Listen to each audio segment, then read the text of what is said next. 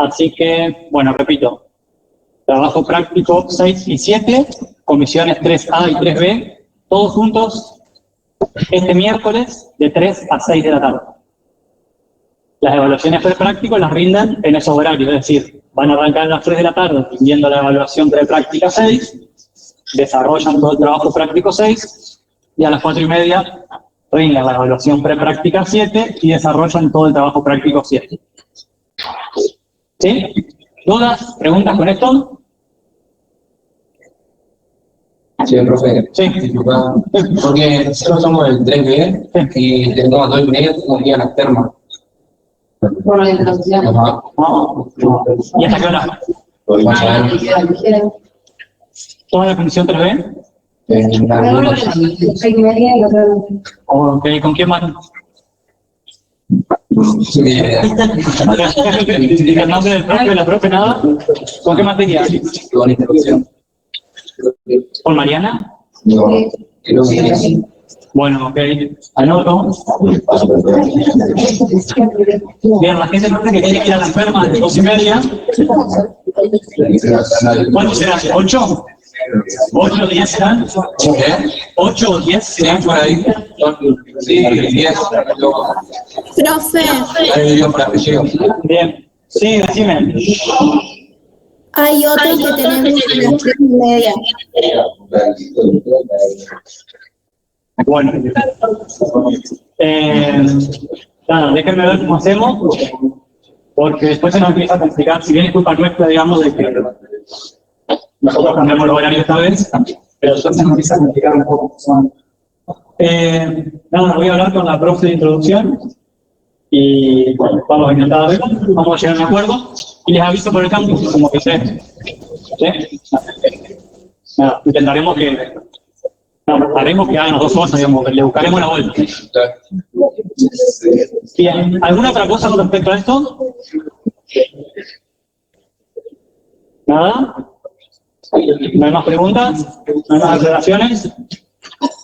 ¿Arrancamos con bioelectricidad?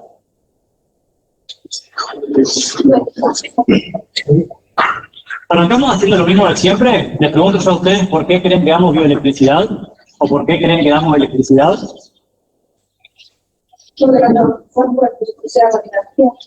Porque nuestro cuerpo funciona con energía y saca la compañera. ¿Sí? Impulso nervioso. Perdón, se cortó un poco. Impulso nervioso. Bien, los impulsos nerviosos, como están viendo ahí, los impulsos nerviosos, que es básicamente lo que manejan todo lo que hacemos en el día a día, desde cuando nos levantamos de una silla hasta cuando, no sé, pensamos en algo, todo en el cuerpo es electricidad. Todo. Desde que vos te concentrás para estudiar, desde que vos, no sé, mirás las redes sociales, te levantás de una silla, aprontás el mate, todo, absolutamente todo el cuerpo lo hace, transformando energía química en energía eléctrica. Es decir, agarra la energía química de los alimentos y de alguna manera la transforma en energía eléctrica, y esa energía eléctrica es la que hace prácticamente todo. Entonces, como se darán cuenta, la electricidad en el cuerpo humano es bastante importante. Y además, estamos en una carrera de kinesiología. ¿Qué se les ocurre además que hacemos con la electricidad los kinesiólogos?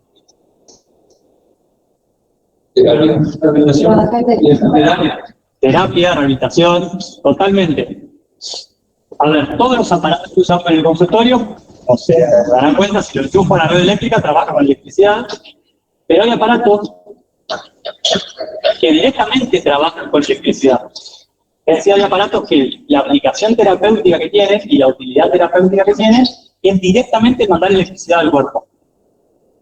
No sé, ejemplos, ahora lo vamos a ver al final de la diapositiva, pero si vieron alguna vez un equipo de ondas rusas que hace contracción, nada, te manda una señal eléctrica de determinada manera para que se contraiga determinada cosa y te hace contraer el músculo. Si alguno fue alguna vez al kine y le pusieron un aparato que hacía como cosquillas y le dijeron que era para tratar el dolor, hay gente que me dice que sí. ¿Se acuerdan cómo se llamaba ese? ¿Les preguntaron de curiosidad o algo? Ah, los electrodos son todos los cositos que te pones, todos se llaman electrodos. Terapia de choque es otra cosa. Electroterapia sería como todas las cosas que usan electricidad se llama electroterapia, y de hecho hay gente, ya lo van a ver en fisioterapia eso, pero hay autores que dicen que directamente electroterapia es todo, porque todos los aparatos usan electricidad. Bueno. Pero hay un aparatito que se llama TENS, que se usa para dolor, y lo que hace es simular la señal nerviosa del dolor y mandándole mucha electricidad a un nervio saturado, ni más ni menos. Y así podríamos seguir bastante tiempo hablando de todas las aplicaciones que tiene la electricidad, ya sea en el cuerpo humano o en aparatos de kinesiología. Así que esa es la razón por la cual lo damos acá en física.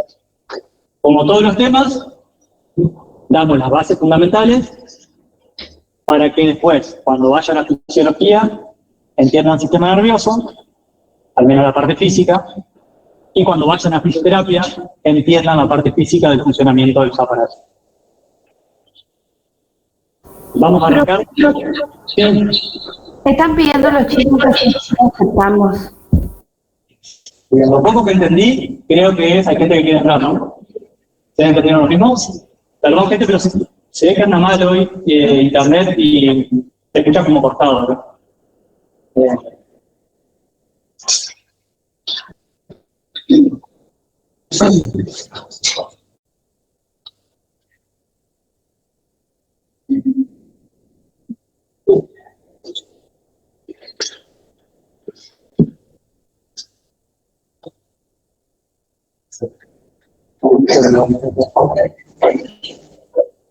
Bien, admitido todo, gente.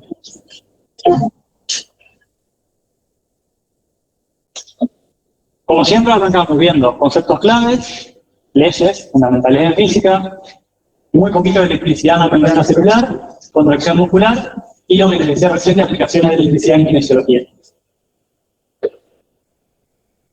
Todos estos conceptos claves, que parecen un montón, pero después lo vamos a ver integrado en distintas leyes y van a ver que no es tanto. Y que además son conceptos bastante sonsos y bastante simples. Arrancamos por el primero, si el teórico es de electricidad, vemos que es la electricidad, ¿no? La electricidad es, para compararlo con otras cosas, es una fuerza. ¿Sí? Es una de las fuerzas fundamentales de la naturaleza. ¿Sí? La naturaleza tiene 4 fuerzas que se llaman fuerzas fundamentales, que es la fuerza nuclear, cuando dice nuclear es el núcleo del átomo, ¿sí? La divide en débil y fuerte, por eso hay 2. La de la gravedad, que ya la vimos bastante cuando dimos fuerza, y la electricidad. ¿Sí? Y la electricidad entonces es una de esas 4 fuerzas fundamentales. Y está bueno compararlo con la fuerza de la gravedad para hacer algunas cosas. ¿Qué es lo primero que veo cuando la comparo con la fuerza de la gravedad? ¿Se acuerdan que la gravedad era siempre una fuerza de tipo atractiva? La fuerza de la gravedad nunca te puede repeler un objeto. Siempre te lo atrae. Y te lo atrae directamente proporcional a ¿qué? ¿Se acuerdan? A la masa. Ahí va. A la masa. Bueno, la primera diferencia de la fuerza de electricidad es que la electricidad te puede atraer o te puede repeler. ¿Sí? Te puede atraer o te puede rechazar. ¿De qué va a depender eso? De las cargas. ¿Sí? Habrán escuchado, los opuestos atraen, y eso tiene que ver con la electricidad, positivo y negativo se atraen, y cuando las cargas son del mismo signo, ¿sí? No lo dije, pero las cargas son positivas o negativas, o neutras, cuando las cargas son del mismo signo, se repelen. Ya vamos a ver después en una ley de qué depende esto de que cuántos se repelan y cuántos se atraigan. Hay una ley que se llama ley de Coulomb, que es la que junta todo. Pero bueno, y así como la fuerza de la gravedad dijimos que depende de su masa, en la fuerza de electricidad depende de la carga. Y depende de cuánta carga eléctrica tengan. Una forma de pensar en cuánta carga eléctrica tienen, así como cuando yo pensaba cuánta masa tiene, me intentaba imaginar en la cabeza cuántas moléculas tenían en cantidad, así como que las contaron, y en la carga yo puedo pensar lo mismo con los electrones. Puedo decir, bueno, un cuerpo que tiene más electrones tiene más carga que otro. Entonces, resumiendo la diferencia entre electricidad y fuerza de gravedad, gravedad es solo atractiva, electricidad es atractiva o repulsiva, la gravedad depende de la masa, la electricidad depende de la carga. Mini resumen. Y obviamente que bioelectricidad, como el nombre lo indica, son todas las aplicaciones biológicas que tiene la electricidad. Todo lo que pasa en el cuerpo humano o con cualquier ser vivo donde esté presente la electricidad. Van a ver que el material les habla de electrostática y electrodinámica. Dijimos que la carga era como la cantidad de electrones que había en un cuerpo, ¿no? Y con la masa en la fuerza de la gravedad, pero acá son la cantidad de electrones. Bueno, la electrostática es cuando esos electrones, en vez de estar circulando como en una corriente eléctrica, que ahora vamos a ver cómo es, cuando están quietos en un lugar y hay muchos, eso es electrostática, ¿sí? Es un exceso de electrones en un determinado lugar que justamente no se conducen porque ese lugar o ese cuerpo tiene poca conductividad eléctrica. Entonces, la carga se va a quedar ahí en esa zona. Piensen en conductividad eléctrica como la facilidad que tiene un cuerpo para que los electrones se desplacen en él. Repito, si yo pienso que la carga eléctrica son electrones que van saltando por el cuerpo, la conductividad es qué tan fácil es para esos electrones ir saltando por el cuerpo.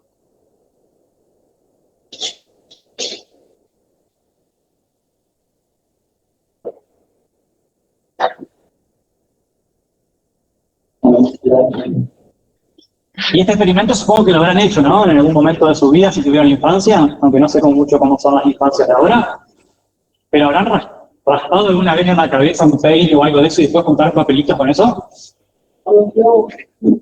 La mayoría me dice que no. Bueno, cambiaron mucho las infancias. O con los globos, sí, hace lo mismo. Bien, ¿cuál es la gracia de eso?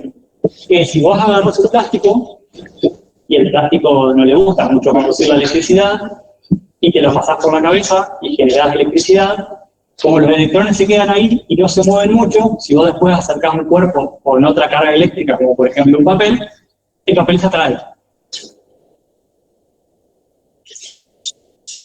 Es un fenómeno de electrostática. Lo mismo pasa, por ejemplo, les habrá pasado si alguna vez fueron a agarrar un auto y te metió una patada, ¿no? Nada, agarraste en un lado donde justo estaba muy concentrada la carga eléctrica, tenías otra carga vos, se te fueron todos los electrones y te pegó una patada. Y esto es lo que les decía hoy de los electrones saltando en un cuerpo. Si ustedes se acuerdan, cuando yo tenía un átomo, yo tenía la parte del núcleo, donde tenía protones y neutrones, y tenía como los electrones afuera, como dando vuelta a las órbitas, ¿se acuerdan? Bueno, lo que pasa con la electricidad es que justamente esos electrones que están en la órbita pasan por el cuerpo y empiezan a saltar, sobre todo en las partes nerviosas, que la conducción es bien saltatoria, empiezan a desplazarse por ese cuerpo, ¿sí? Y acá no sé por qué, pero había una imagen del peine con los papelitos, pero la gracia es que cuando yo le paso la carga de mi cabeza al peine, la carga, los electrones, nunca se pierden. Si yo los contaría, siempre me daría la misma cantidad. Y eso es justamente lo que vimos cuando vimos el principio de la termodinámica. ¿Se acuerdan de que la carga se conserva? De que la energía nunca se crea ni se destruye, sino que siempre se conserva. Bueno, acá pasa exactamente lo mismo en la electrostática. ¿Sí? Cuando yo le paso electrones de un cuerpo a otro, lo que hago es justamente pasarle carga eléctrica, pero la cantidad de electrones, si yo los cuento, es la misma. Y dicho esto, llegamos a justamente la definición de corriente eléctrica. Es un flujo de partículas. ¿Querés que vuelva para atrás? Sí. Sí, una. ¿Qué te faltó? Ah, que la carga se conserva, ¿no? Y la otra parte sí no. ¿Ya está? ¿Está? Ok. Les decía que llegamos a la definición de corriente eléctrica. La corriente eléctrica no es ni más ni menos que un flujo de partículas cargadas, ¿sí? Justamente electrones o iones, que se mueven a través de un conductor eléctrico. Digo, bueno, o el espacio. ¿Se acuerdan lo que eran los iones? Que creo que lo vieron en el curso de ingreso. ¿O yo estoy muy loco? ¿O yo estoy muy loco y lo vieron en el curso de ingreso? ¿Las dos cosas son posibles? Pero cuando pides una carga de electrón, Cuando le falta un electrón, tiene una carga negativa, y positiva, cuando le falta un protón, le produce una carga negativa. Bien, pero ¿se acuerdan exactamente qué era un ion? Más allá de que sí, cuando le falta una carga negativa son positivos, cuando le falta una carga positiva son negativos. ¿Pero se acuerdan qué era un ion? Ahí va, un átomo que le falta algo, ¿sí? Una molécula es la unión de dos átomos. Los iones lo van a escuchar mucho en salud, lo van a escuchar mucho en fisiología y en fisioterapia, porque los iones son como, a ver, la forma eléctrica de un átomo neutro. Se lo explico de otra manera. ¿Vieron cuando vos tenés la tabla periódica y ves, no sé, el átomo de carbono? Y ves el átomo de hidrógeno, lo que sea. Las tablas periódicas tienen esos átomos, pero tienen la versión neutra del átomo. Cuando ese átomo pierde un protón o pierde un electrón y deja de ser neutro eléctricamente, se vuelve o positivo o negativo, dependiendo de lo que pierda, se transforma en un ion. Y en el cuerpo, prácticamente todas las moléculas y todos los átomos se comportan como iones, es decir, siempre tienen carga eléctrica. Van a ver cuando estudien fisio que, no sé, van a ver los hidrógenos positivos, el sodio potasio positivo y negativo, siempre van a ver que tiene una carga eléctrica. Esos iones o esos electrones, cuando se mueven, cuando forman un flujo de partículas que se van moviendo, eso es una corriente eléctrica. Puede ser en un cable, o bueno, puede ser, como pasa en el cuerpo humano, en una neurona. Después vamos a ver una imagen de una neurona conduciendo una señal eléctrica, y van a ver qué es eso, es electrones o iones moviéndose. Siempre va de negativo a positivo, y obviamente el cable o el nervio o lo que sea por donde se mueva esa corriente eléctrica se va a llamar conductor.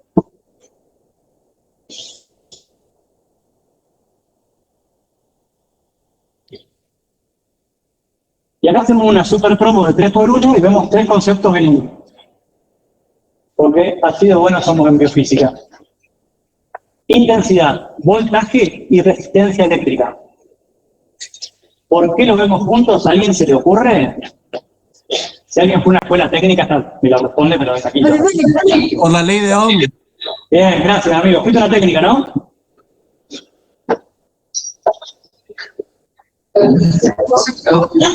No quiere contestar. Bueno. Exacto, por la ley de Ohm. La ley de Ohm, que ahora la vamos a ver después de esta diapositiva, junta estas 3 variables justamente de electricidad. Intensidad, voltaje y resistencia. Intensidad es la cantidad de electricidad justamente que pasa por el conductor en una determinada unidad de tiempo. Dicho de otra forma un poquito más técnica, es el flujo por unidad de tiempo que recorre un material. Y se mide en amperes. Sería una cosa así. Si yo me pongo a contar los electrones que van pasando uno por uno, y digo, che, en 10 segundos pasaron 50 electrones, ok, esa sería la intensidad. ¿Me siguen? Sería cantidad sobre tiempo, cantidad por tiempo. Obviamente que no se mide en cantidad de electrones, sino que se mide en una unidad que se llama amperes, o amperes.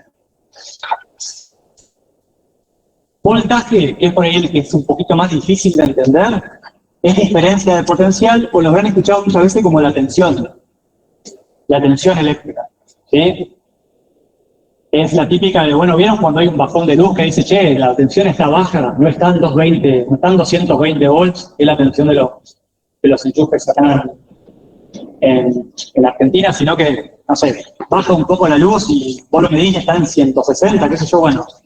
Esa justamente es el voltaje y la diferencia de tensión, y se puede definir como la fuerza con la que se desplazan los electrones de un circuito.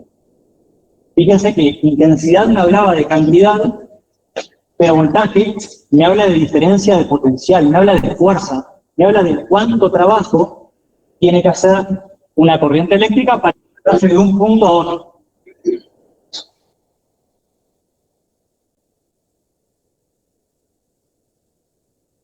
Entonces, intensidad, ¿cuántos electrones pasaron por tiempo? Voltaje, ¿qué tanto trabajo hizo esa corriente para ir de un punto a otro? ¿Sí? ¿Cuál fue la diferencia de potencial? ¿Cuál fue la fuerza con la que se movió? Y resistencia es de conductor por el cual van pasando los electrones, es cuánto frena ese material el paso de electrones. ¿Sí? Justamente, la resistencia viene de cuánto se resiste ese material, esa corriente, al paso de la corriente eléctrica, ¿sí? La oposición que encuentra la corriente cuando va pasando por un circuito eléctrico. Y eso se mide en ohms. Entonces tengo resistencia medida en ohms, voltaje medido en voltios, intensidad medida en amperes. ¿Y cuál es la gracia de la ley de Ohms? Bueno, que Don Ohms se dio cuenta que entre estas tres cosas había una relación. ¿Vieron como cuando veía gases, yo decía, bueno, entre volumen, presión y temperatura hay una relación que si se modifica uno, se modifica el otro? Bueno, lo mismo, pero con electricidad. La ley de Ohm lo que dice es, mirá, si vos cambiás el voltaje, o la intensidad o la resistencia van a cambiar. Y cualquiera de esas variables que toques te va a modificar otras.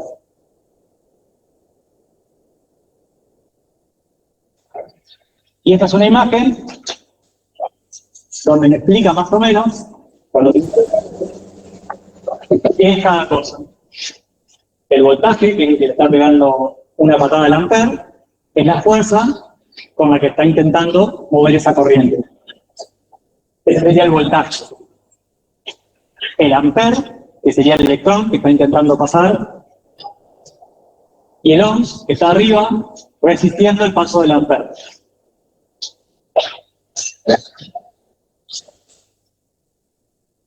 Entonces, la resistencia en el ohms es toda la oposición que encuentra la corriente en el paso por el circuito. El voltaje es la fuerza con la que se desplazan los electrones. Si me cuantifica la diferencia de potencial eléctrico entre dos puntos, desde donde se origina la corriente hasta donde termina. Y la intensidad, que es la cantidad de electricidad que pasa por ese conductor en determinada cantidad de tiempo. Intensidad en amperes, voltaje en voltios, resistencia en ohms. Y hay algo que se llama analogía hidráulica, que está muy piola, sobre todo para pensar lo que es el voltaje, que es el concepto por ahí más difícil de imaginarse, que te compara una corriente de agua con una corriente eléctrica. Y te dice, bueno, mira, si vos tendrías un agua circulando, una corriente de agua circulando por una canaleta, como está ahí, el caudal, o sea, cuánto agua sale por la canilla, que es lo que está arriba, ahí al lado de la fuente, con el tipito que está muy feliz abriendo la canilla, el caudal de agua sería el equivalente a la corriente, ¿sí? La resistencia estaría dada por cuánto me frena el piso esa corriente de agua. ¿Me siguen hasta ahí? Y la diferencia de tensión sería cuánto hay desde la parte más alta a la parte más baja donde va el agua. Porque como vimos cuando vimos energía, la altura me da la energía potencial gravitatoria de un cuerpo. Entonces un cuerpo que está más alto tiene más energía que un cuerpo que está más abajo. Entonces el agua, siguiendo esa misma lógica, va de arriba para abajo, ¿no? Entonces la diferencia de tensión sería la diferencia de altura que hay. Y además me dice, bueno, si querés calcular el trabajo que está haciendo el agua, ¿se acuerdan cuando medíamos trabajo decíamos, bueno, fuerza por distancia? Bueno, yo lo puedo calcular con un aparatito que se mueve. El movimiento me va a determinar el trabajo que está haciendo ese agua. Bueno, lo mismo con la electricidad. Es una forma de pensar sobre todo el concepto de diferencia de tensión. Y la ley de Ohm lo que me dice es, si vos agarrás la intensidad y la multiplicás por la resistencia, siempre te va a dar el voltaje.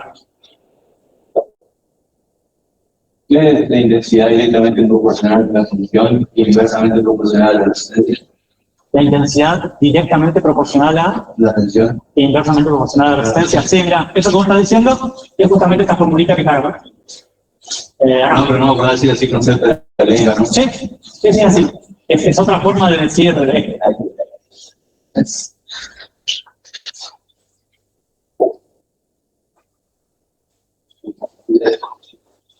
Entonces esa es la ley de Ohm, donde el voltaje es igual a la intensidad por la resistencia. Y obviamente que de ahí se desprenden las otras que están ahí, ¿no? Si el voltaje es igual a la intensidad por la resistencia, y yo solamente cambio de lugar las incógnitas de la ecuación, digo, bueno, entonces la intensidad es igual al voltaje sobre resistencia. Y la resistencia es igual al voltaje sobre la intensidad. Y es todo lo mismo.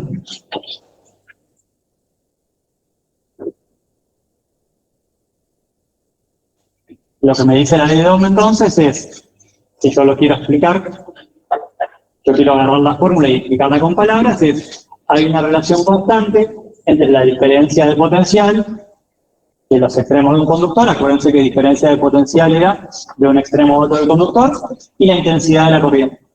Y esa constante, que sale de multiplicar siempre la intensidad por la resistencia, por el voltaje, corresponde a la resistencia del conductor. Otra forma de decirlo es, la resistencia de un conductor, cuanto mayor es, menor va a ser la intensidad de la corriente, ¿sí? De vuelta lo mismo, si este numerito aumenta, y este numerito está abajo dividiendo, este va a ser cada vez más chico. Vamos a ver un ejemplo.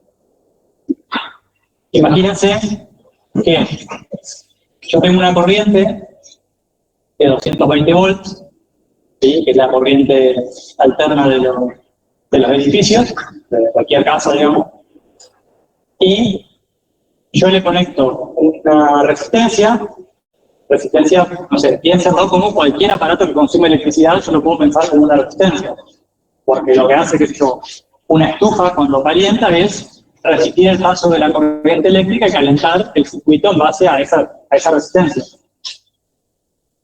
Imagínense que yo tengo una resistencia de, no sé, 4000 ohms, por las dudas el simbolito de esta letra griega son, y yo tengo un voltaje de 220 voltios, eso me va a determinar una intensidad de 0,055 amperes. En cambio, si esa resistencia baja, esa intensidad va a ser mayor. Si ustedes se lo imaginan, va a ir a 0,15, ¿no? Y si ustedes se lo imaginan, tiene bastante lógica, porque yo dije hoy que la intensidad era cuántos electrones pasaban por unidad de tiempo. Entonces piénsenlo de esta manera. Si el conductor tiene una menor resistencia, van a pasar más electrones por ahí. Y sí, me dice la compañera del fondo, es obvio, ¿no? Pero si esto frena menos los electrones, y el voltaje se mantiene constante, y acá van a pasar más electrones. O pensándolo al revés, si eso frena mucho, si eso tiene mucha resistencia, evidentemente la intensidad de la corriente va a ser menor, porque los electrones se van a frenar, y si yo me pongo a contarlos, van a pasar más despacito. Si pasan más despacito, van a pasar menos, ¿no? ¿Sí? ¿No? ¿Sí?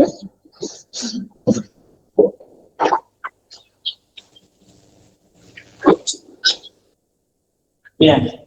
Leyes, vimos la ley de Ohm y nos quedan ver una ley y una ecuación. ¿Hasta acá cómo venimos, gente? Muy bien, me dice compañero acá. Perfecto, me dice acá. Un golazo ese tema, ¿no? Sí. Me estás tirando a matar, amigo, ¿eh? Acá el grupo no se llama la letra griega. ¿Y alguien lo dice? ¿Le damos un punto para el parcial? Obvio. Mirá cómo escriben ahora, mirá cómo abren los micrófonos. ¿Alguien sabe cómo se llama la letra griega del símbolo Ohm? ¿Es omega? No, ya está, si les gané no vale el punto. Qué aburrido. Se perdieron un punto para el parcial. Claramente no iba a haber punto para el parcial, ¿no? Todo igual. ¿Eh? ¿Puedo decir para todos un punto? Todos mienten. ¿Todos los profesores mienten? Entusiasmo nomás y después no. Una promesa ahí, sí. Bueno, hasta acá, gente, ¿cómo venimos? ¿Acá bien? ¿Gente virtual? ¿Alguien quiere comentar algo, decir algo, preguntar algo que no entendió?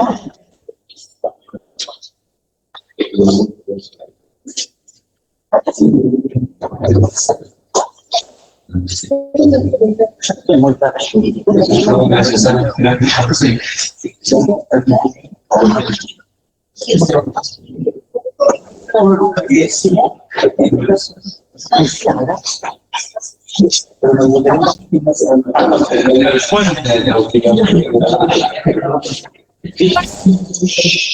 Dijimos hoy que yo podía comparar la gravedad con la fuerza eléctrica, ¿no? Eran dos fuerzas y que eran comparativas. Pero que la diferencia era que... ¿Cuál era? ¿Se acuerdan? Había como dos diferencias. Era la guía nomás. La electricidad, la realidad, la guía, Bien, acá el compañero de fondo me dice que una... Pero lo digo... Se trabó, pero lo dijo bien, para los que no escucharon. Que la fuerza de gravedad solo atrae y que la electricidad atrae y repele. Y había otra diferencia, ¿no? Que la gravedad, dice una compañera, depende de la masa y la electricidad depende de la carga. Bien. La ley de Coulomb, justamente, lo que hace es mezclar esas dos variables, si ustedes quieren, combinarlas, la variable carga y la variable distancia, y te dice, che, yo te calculo la fuerza eléctrica conociendo la carga, haciendo las dos cargas, y si vos querés calcular la fuerza eléctrica que hay entre dos cargas, la ley de Coulomb te dice, dame los valores de esas dos cargas, decime a cuánta distancia están, y yo te calculo la fuerza. Fenómeno Coulomb, ¿eh? Y como toda ley, si yo la miro, puedo deducir que la fuerza eléctrica va a disminuir inversamente proporcional al cuadrado de la distancia, porque la distancia está al cuadrado, y que obviamente va a aumentar proporcionalmente a las cargas. Entonces la fuerza eléctrica queda determinada por la multiplicación, el producto entre una carga y otra, que sería la Q, Q1 por Q2, dividido la distancia al cuadrado. Y se acuerdan que en gases había una constante que se llamaba R, y que esa no cambiaba nunca. Bueno, acá hay una constante que se llama K. No sé quién elige las letras, pero bueno, acá se llama K, y tiene un valorcito que es el que está ahí, que es de 9 por 10 elevado a la 9 newton metros al cuadrado sobre de carga al cuadrado, claro. Bien. Entonces esa es la ley de Coulomb, ¿sí? Si la tengo que explicar, lo que digo es que la fuerza de una carga es directamente proporcional a cada una de las cargas, o al producto de las cargas, es inversamente proporcional al cuadrado de la distancia que la separa. ¿Sí? Dije con palabras esto que está acá.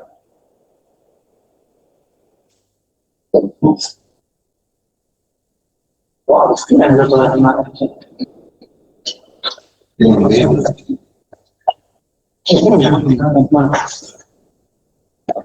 Y la otra ecuación que vemos hoy es esta que se llama ecuación de Nernst, que de esta hay unos ejercicios en el práctico. La ecuación de Nernst se usa para esto. ¿Se acuerdan de la bomba sodio-potasio, no?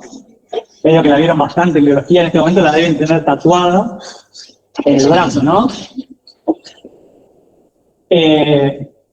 Vieron que en la bomba sodio-potasio lo que hace es sacarme sodio adentro de la célula y meterme potasio. No sé si se acuerdan, pero me saca 3 sodios y me mete 2 potasios. ¿Sí? Y ustedes dicen, che, pero ¿y esto hasta cuándo da? O sea, ¿esto es eterno? ¿La bomba está todo el tiempo dándole? ¿Qué onda con esto? Bueno, a los Nernst, que no sé bien cómo se pronuncia su apellido, pero vamos a ponerle así, se le ocurrió esta fórmula y dijo, che, yo puedo calcular cuánto voltaje le tengo que dar a una célula para que determinado ion se pueda mover de un lado a otro de la membrana. Acuérdense, el sodio y el potasio son iones, ¿no? El sodio positivo, el potasio positivo, este es negativo, no, perdón. Bueno, pero son iones, ¿sí? Tienen carga eléctrica. Entonces, Nernst lo que dijo es, yo puedo calcular cuánto voltaje, ¿sí? Cuánta diferencia de potencial necesito para que los iones estén equilibrados alrededor de la membrana. Es decir, para saber a qué determinado voltaje un ion se va a dejar de mover de un lado a otro de la membrana. O sea, por ejemplo, ¿qué voltaje necesito para que el sodio deje de pasar a través de la membrana? ¿O qué voltaje necesito para que el potasio deje de pasar a través de la membrana? Y así con cualquier ion. Nernst dijo, si me das la concentración intracelular de ese ion, o sea, me decís cuánto de ese ion hay dentro de la célula, y me decís cuánto de ese ion hay fuera de la célula, yo te calculo el voltaje con el cual, si vos le metés a esa célula ese voltaje, el ion deja de pasar de un lado para el otro. Y es la fórmula que están ahí. Más menos 61 por el logaritmo, lo van a hacer en el práctico, no se preocupen, de concentración intracelular sobre concentración extracelular. Entonces, ¿qué hay que saber de las tres leyes y ecuaciones que vimos hoy? La ley de Ohm me vincula voltaje, intensidad y resistencia. La ley de Coulomb me calcula la fuerza entre dos cargas, teniendo en cuenta las cargas, cuánta carga tiene cada carga, en cuanto a la redundancia, y qué distancia hay entre ellas. Y la ecuación de Nernst me calcula cuánto voltaje necesito para que un ion deje de moverse de un lado a otro de la membrana celular. Y para eso me necesita solamente las concentraciones que hay adentro y afuera de la célula.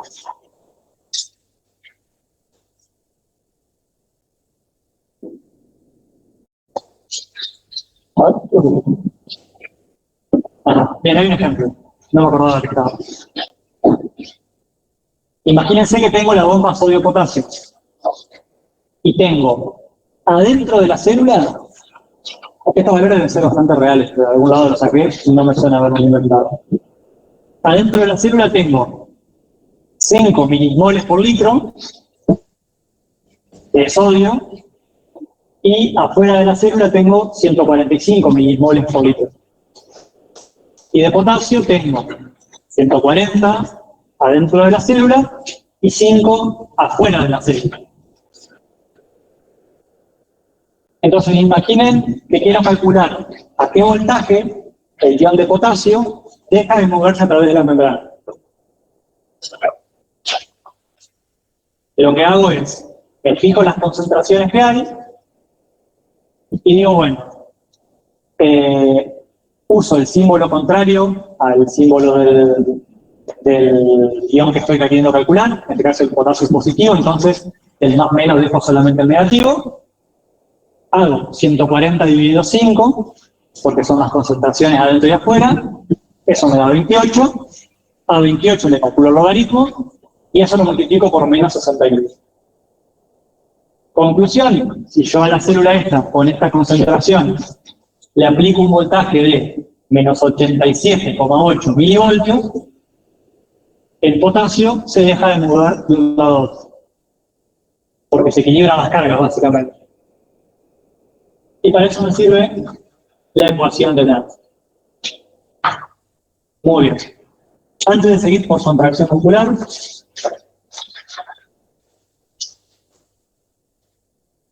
preguntas, dudas, ¿cómo venimos hasta acá? No están tan seguros como al principio. Está bastante más seguro. Gente virtual, dudas, preguntas, comentarios, sugerencias. ¿Alguien quiere decir algo? No, marqué el símbolo negativo, porque el potasio es positivo, entonces usamos el negativo. Y después las concentraciones, porque de dividir 140 dividido 5. Igual eso lo practican en el práctico, pero nada. ¿Se ve que le puse el ejemplo? porque me gustó con él.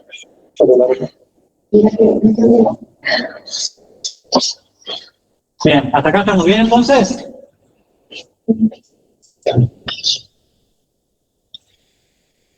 Bueno, vamos por contracción muscular.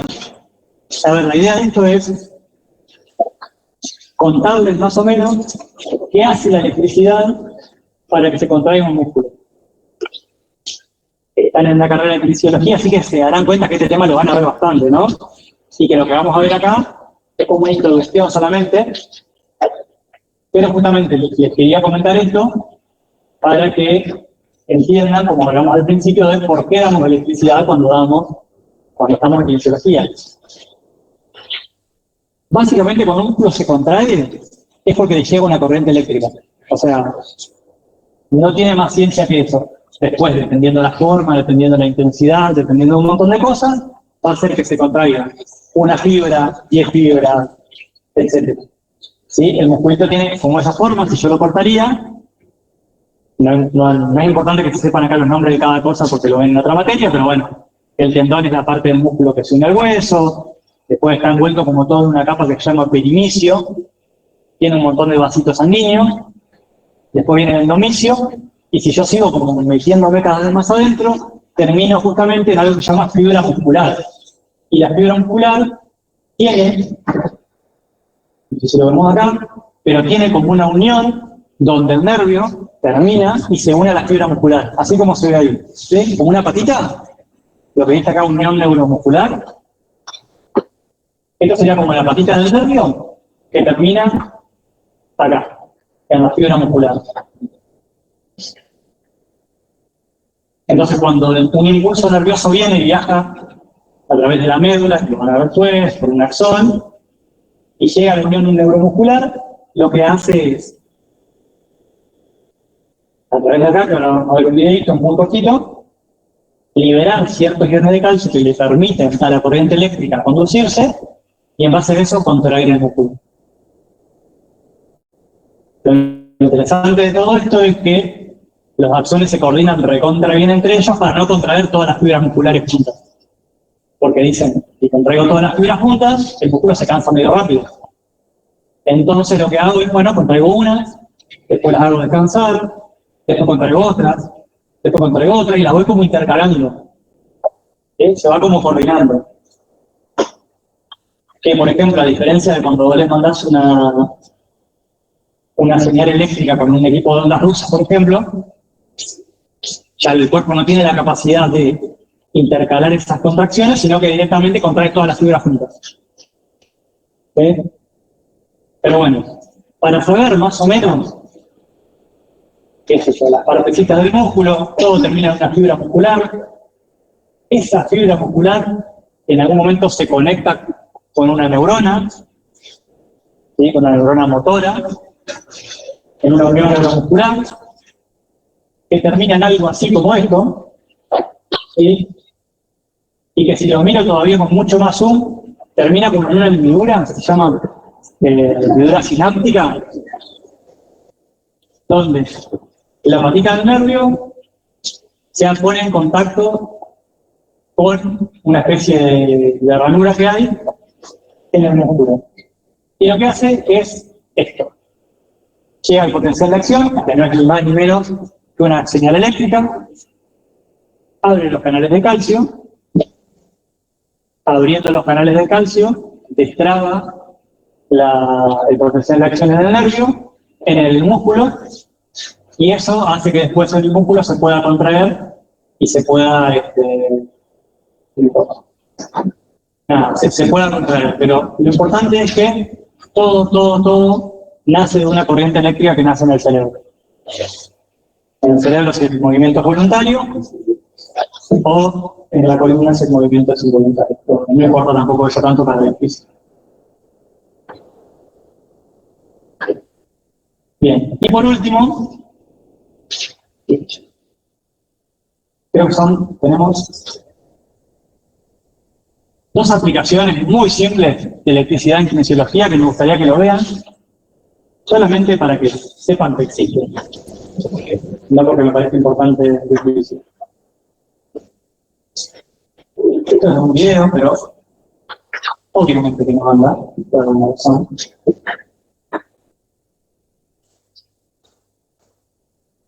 Bueno, no importa.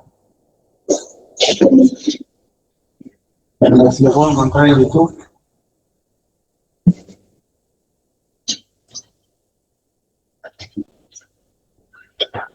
De ver si puedo encontrar este video en YouTube, porque está bueno que lo vean. Y si no, se los explico, se los cuento.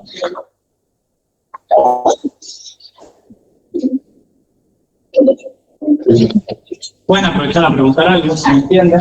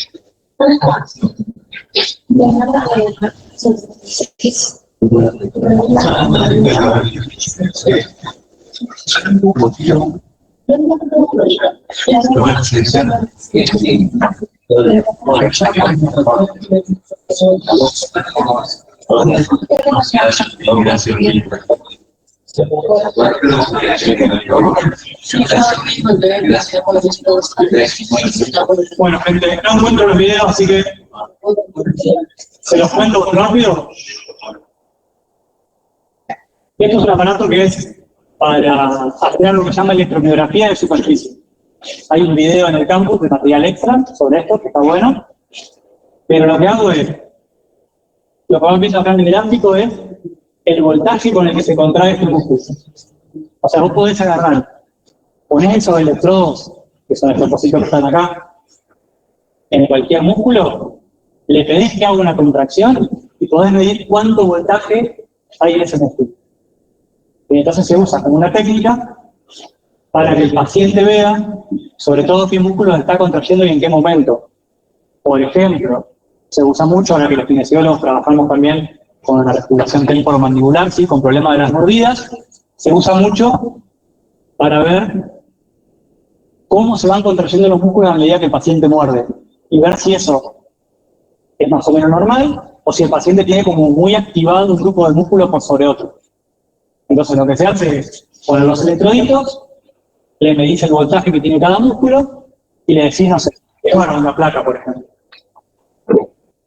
Y vas viendo cómo es el voltaje en cada grupo muscular. Y como hay parámetros de normal, digamos, que te dicen, bueno, no sé, tal músculo en tal movimiento se tiene que controlar con tantos voltajes, vos podés decir, bueno, este paciente tiene estos músculos muy contracturados, muy cargados, o se contraen mucho más de lo que debería. Y podés hacer un tratamiento en base a eso. ¿Bruxismo o no necesito? Por ejemplo, el bruxismo sí se usa. Estoy pensando, porque hace poquito me mostraron un video de eso. Estoy pensando dónde lo vi para mostrárselo, no me acuerdo. Pero sí, por ejemplo, el bruxismo se usa para ver, no sé, si tiene si el paciente tiene determinado voltaje y determinados músculos, bueno, es muy probable que bruxe. ¿Sí? O no sé, si muerde mal, podés fijarte, de acuerdo al voltaje que tiene cada músculo, podés fijarte si en la mordida hay un grupo muscular que está trabajando más que otro. Entonces, no sé, al paciente capaz le duele mucho la mandíbula derecha y cuando le haces un análisis de este tipo te das cuenta que le duele mucho la mandíbula derecha porque los músculos masticadores del lado derecho trabajan al triple que los del izquierdo. Pero lo podés medir, lo podés cuantificar, le podés poner un valor. Y ese valor que te da es ni más ni menos que el voltaje que vimos hoy, ¿sí?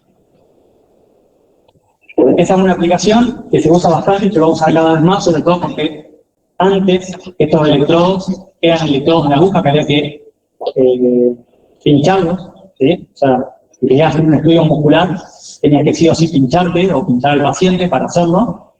Y ahora vienen estos electrodos de superficie que si bien no registran exactamente lo mismo que si le tiras una aguja al músculo, que sería la forma posta de hacerlo, andan bastante bien y se relacionan bastante. Entonces tienen un montón de equipos de este tipo para rehabilitación. Lo de las agujas se sigue usando. Lo de las agujas, yo supongo que en algún tipo de estudio debe ser que sí. Porque yo fui algo parecido, pero era una chica, cuando fue a hacer unas prácticas en España, ¿No? era una chica que no podía mover la mano y le ponían una aguja y como que le estaba enchufada algo eso, y como que movía algo así, le decía loco. Pero Bueno, acá me dicen una aguja que le metían corriente eléctrica. ajá. Bien, puede ser muchas cosas, habría que ver qué estaban haciendo. Hay una técnica, como dice acá la compañía, que se llama MEF.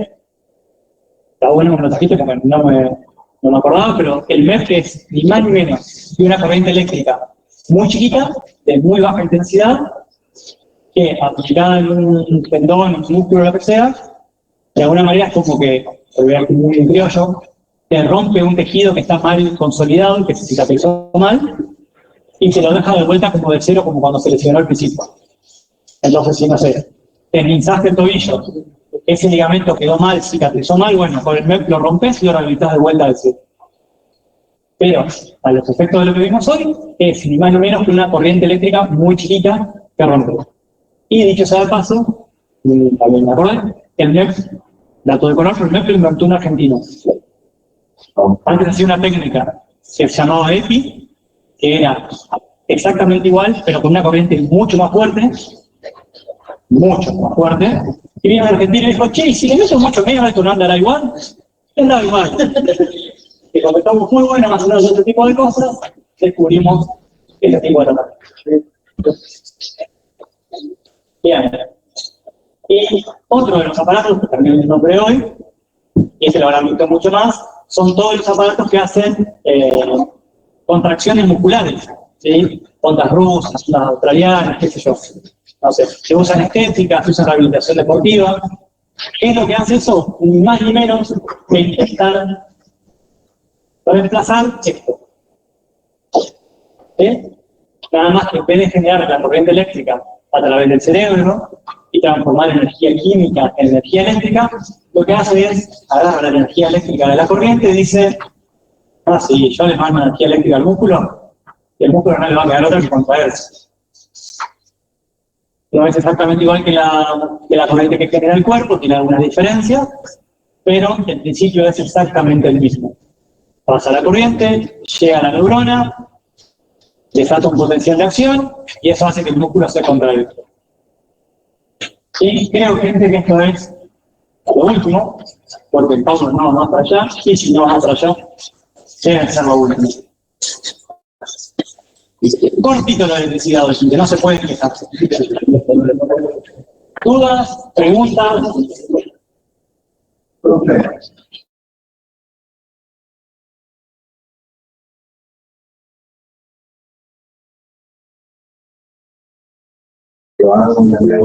Sí. Eso quiere decir que al activarse todos juntos va a ser más fuerte la contradicción. Bueno, acá me preguntan, si los aparatos de electricidad contraen todos juntos, a todas las fibras juntas, a diferencia de la contracción fisiológica normal, que contrae algunas, si la contracción va a ser más fuerte. Si es la misma intensidad de corriente, sí. Sí, va a ser más fuerte. O sea, la fuerza que vos puedas desarrollar depende, bueno, ya lo vimos sí, lo vimos cuando en el primer parcial, la fuerza que puede desarrollar un músculo depende de su sección transversal, o sea, de qué tan grande sea transversalmente, de qué tan ancho sea la fuerza máxima, y después depende de qué fibras puede coordinar para contraer juntas. Entonces, el electrodo lo que hace es mandar una señal eléctrica, contraer todas las fibras al mismo tiempo, y obviamente que puede generar mucho más fuerza que un músculo que va contrayendo fibras de manera intercalada y va contrayendo primero una, después otras y demás. Pero sí, a la misma intensidad, si vos contraes todas las fibras juntas, genera más fuerza.